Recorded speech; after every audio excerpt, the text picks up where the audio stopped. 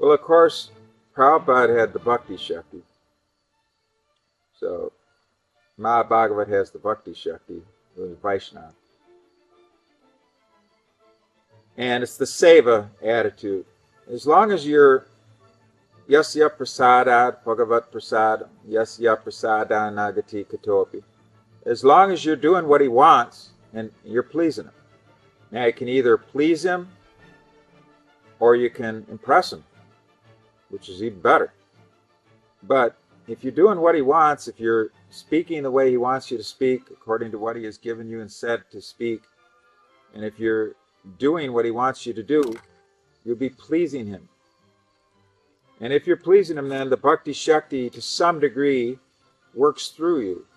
Just like the powerhouse is there, but look at the electrical lines coming from the powerhouse. Those electrical lines, ultimately, once they hit the actual homestead, they're very, very small. So only a very small amount of electricity can pass through them because they are so small, those wires. But at the same time, you are connected to the powerhouse, but you are not the powerhouse. So Prabhupada's devotees were connected to the Bhakti Shakti, but in a small way like that. Now, when the deviation entered, they got disconnected. They connected up with another powerhouse. They aren't connected with the Parampara, the Guru Parampara powerhouse. They're connected with another powerhouse.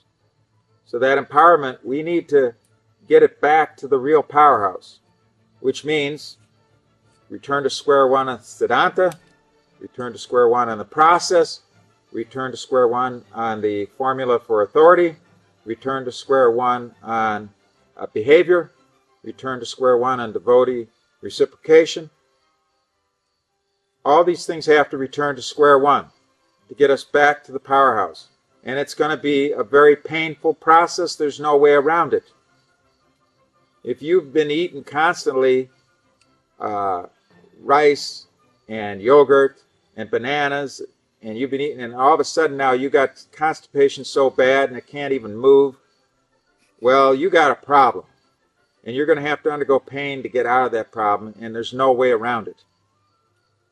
I'm not going to describe all the details of what you got to do, but you're going to have to do things that are going to be very distasteful and painful.